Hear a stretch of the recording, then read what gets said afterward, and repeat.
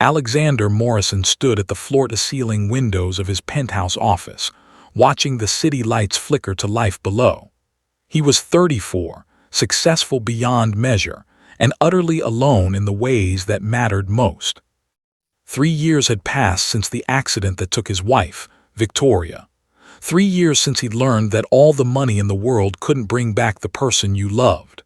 Now, it was just him and his daughter, Emma, a bright, imaginative 7-year-old who asked questions about her mother that Alexander still didn't know how to answer. Emma needed stability. She needed someone who could be there when his 12-hour workdays kept him trapped in boardrooms and conference calls.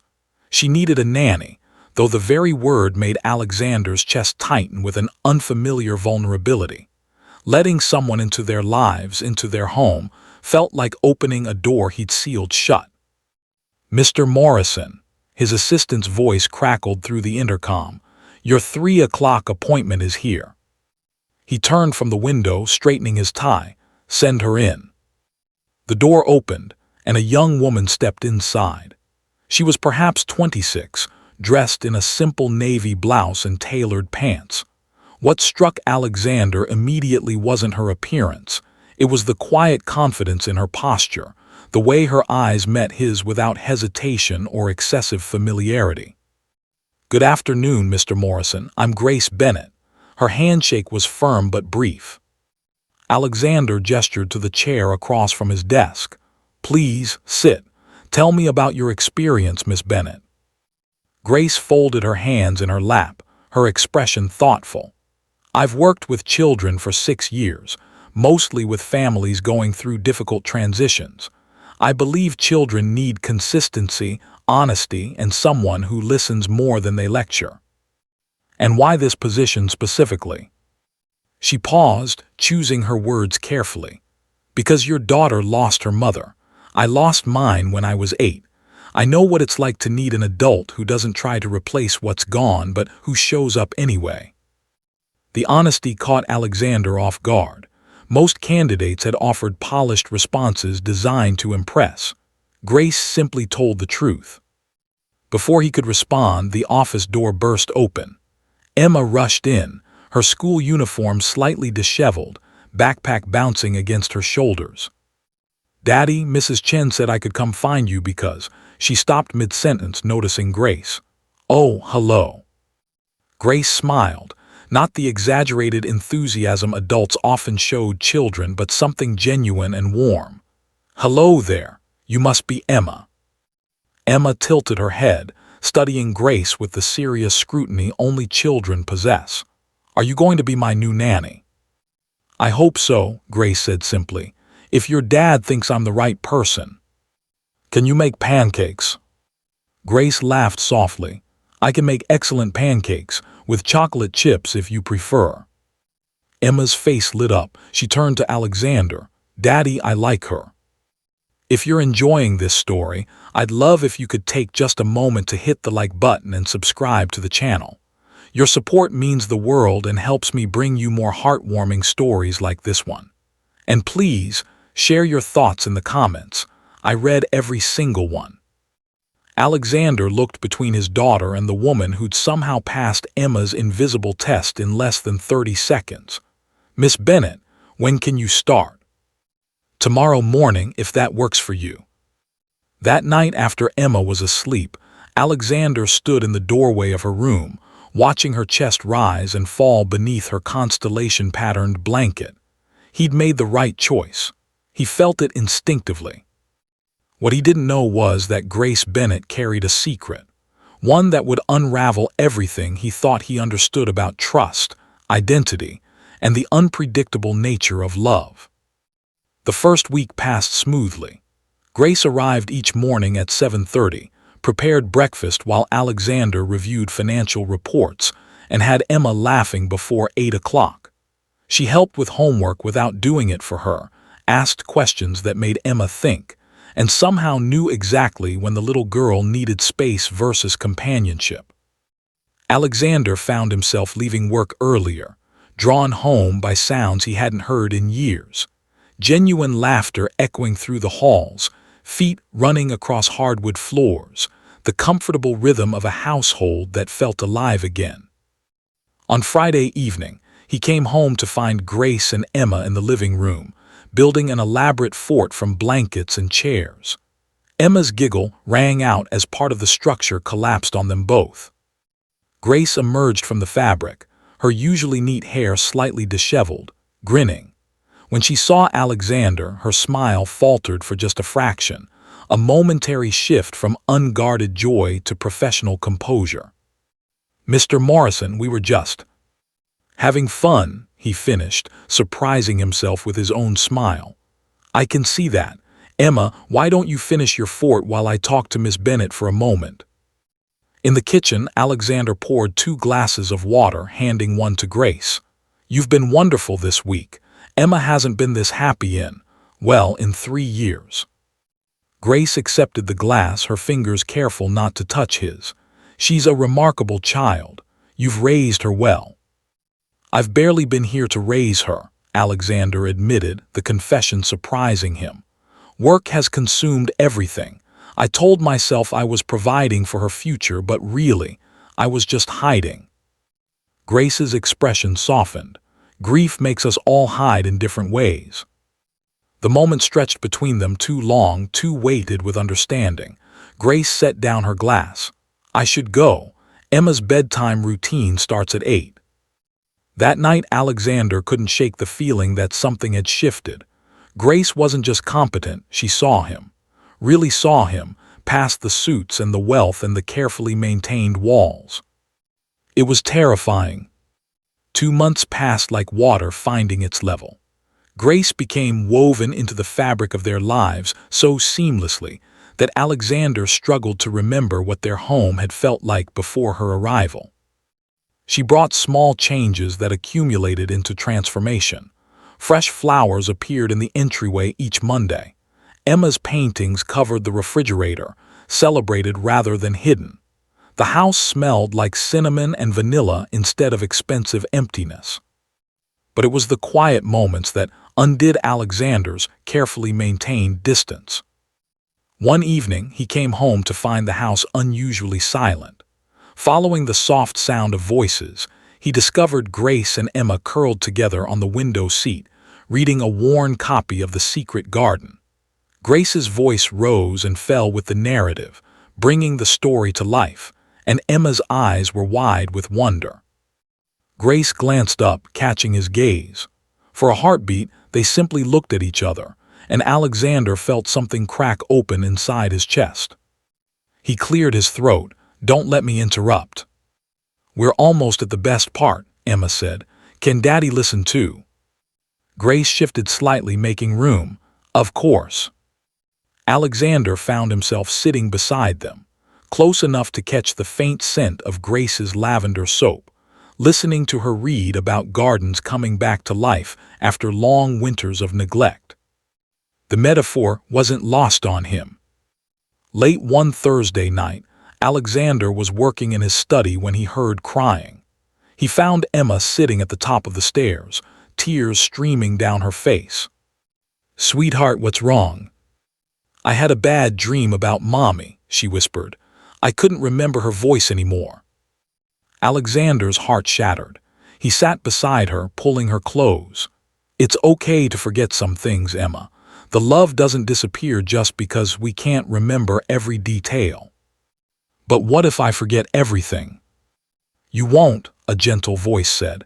Grace stood at the bottom of the stairs in her coat, clearly about to leave for the evening. "May I?" Alexander nodded, and Grace climbed the stairs, sitting on Emma's other side.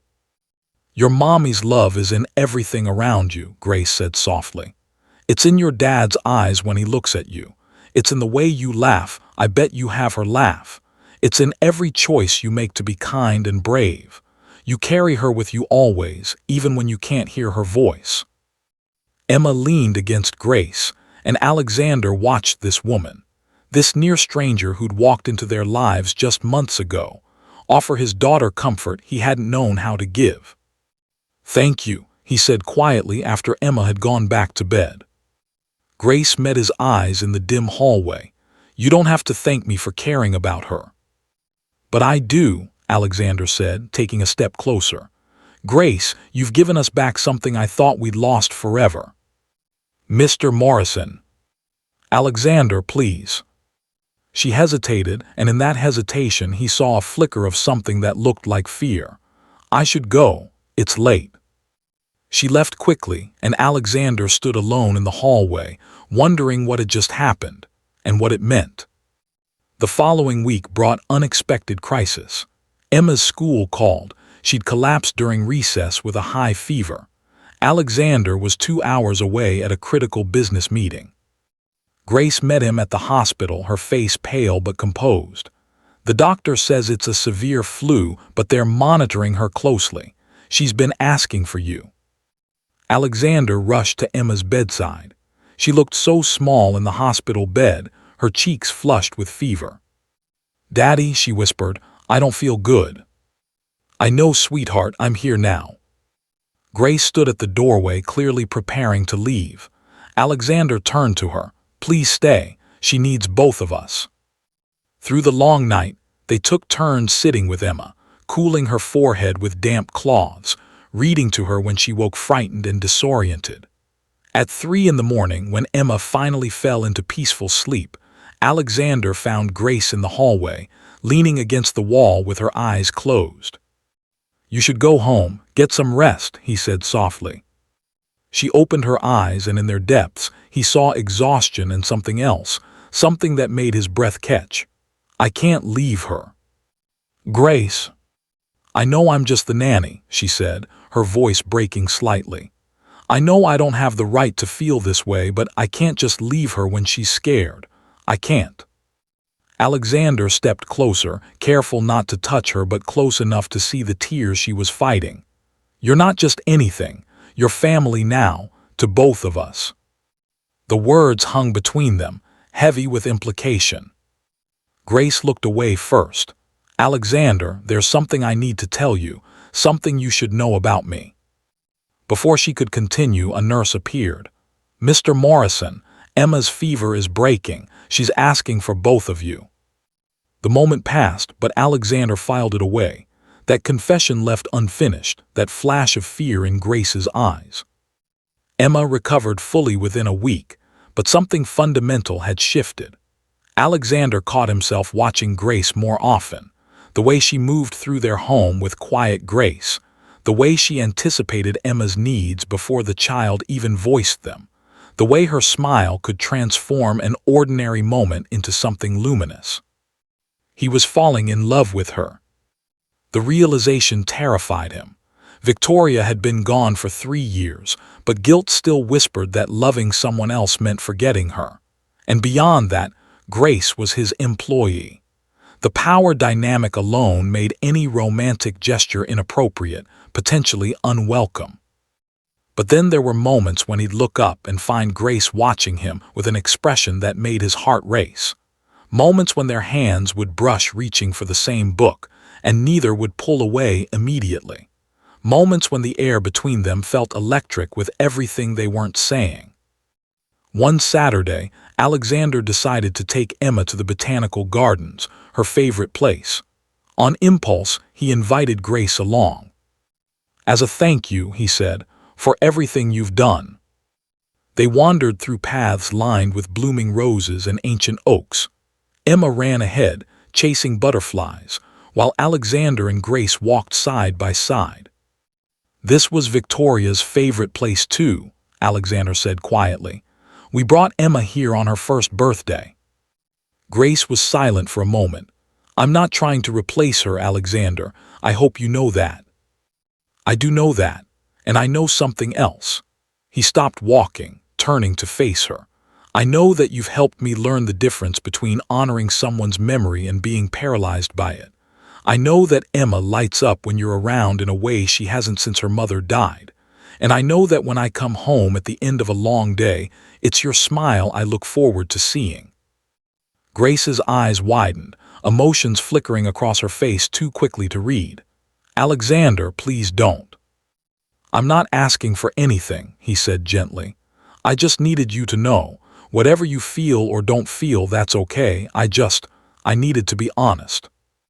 Tears filled Grace's eyes. "You deserve honesty too. That's what I've been trying to tell you. Alexander, Daddy, Grace, come see." Emma's voice rang out from near the fountain. They walked toward her, the moment broken but the words still hovering between them. That evening, after Emma was asleep, Grace asked to speak with Alexander privately. They sat in the living room, the space between them on the couch feeling vast. "There's something you need to know about me," Grace began, her hands trembling slightly. "Something I should have told you from the beginning." Alexander's chest tightened. "What is it?" She took a deep breath. "My real name isn't Grace Bennett, it's Gabriella Bennett. Grace is my twin sister." The words didn't make sense at first. "I don't understand." "When you interviewed me, the woman you hired, that was Grace. She was supposed to start working for you, but the morning of her first day she had an accident, broke her ankle badly. She couldn't walk, couldn't work, and she was desperate not to lose this job. So she faltered, tears streaming down her face now. "I came instead, just for a few days until she could take over, but then Emma got attached, and I got attached, and Grace's ankle took longer to heal than expected. And then I fell in love with both of you." Alexander sat frozen, processing the impossible truth. "You've been lying to me for 4 months." "Yes," Gabriella whispered, "I have, and I'm so sorry." When Grace finally recovered, we tried to switch back, but Emma noticed immediately. She asked for the funny Grace meaning me. We didn't know what to do. We kept meaning to tell you, but every day it got harder and I fell deeper in love with you both. And I'm sorry, Alexander, I'm so sorry. The betrayal cut deep, not because Gabriella had lied, but because for the first time in 3 years, he'd opened his heart completely, and it had been built on deception. "I need you to leave," he said quietly, "please." Gabriella stood, her face crumpling. "Of course, I understand. I'll send Grace in the morning too." No more Grace. No more you, we're done." She nodded, collecting her things through tears, and left without another word. Alexander sat alone in the silent house, feeling the walls close in around him once more. The next 2 weeks were agony. Emma cried every night, asking for Grace, for Gabriella, whoever she was. Alexander hired 3 different nannies, but Emma rejected them all. "She's not the right one, Daddy," Emma said over and over. "I want our Grace back." Alexander threw himself into work, but the emptiness followed him everywhere. He'd learned that love and loss were 2 sides of the same coin, and he'd lost again. Then one evening, Emma came to his study with tears in her eyes. "Daddy, I know you're mad at Grace, but did you stop to think that maybe she lied because she was scared? Like when I don't tell you things because I'm afraid you'll be disappointed."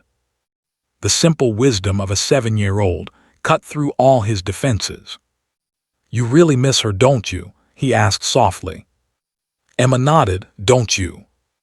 The truth was, he did. He missed her smile, her laugh, the way she understood him without words. He missed the woman who'd brought their home back to life, regardless of what name she went by.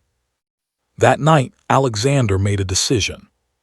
The next morning, he went to the address Grace, Gabriella, had listed on her original application.